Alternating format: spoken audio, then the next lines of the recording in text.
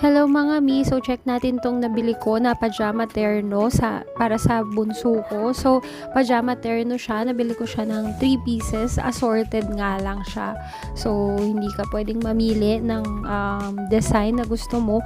Pero alam ko dun sa shop nila, meron naman na kung gusto mo yung talagang specific na design. Pero ako kasi, ang chinus ko yung assorted. So 3 pieces yan. So ayan yung isa, yung mga may dinosaur.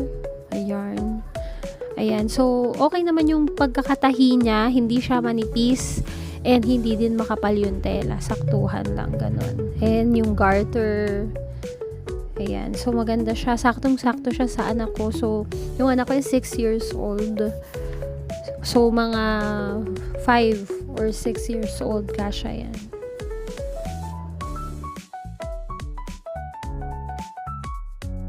Ayan, so okay naman siya nung na-check ko.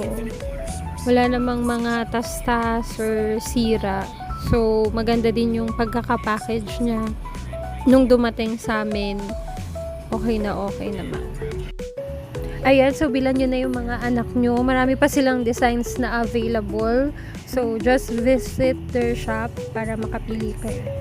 Follow for more!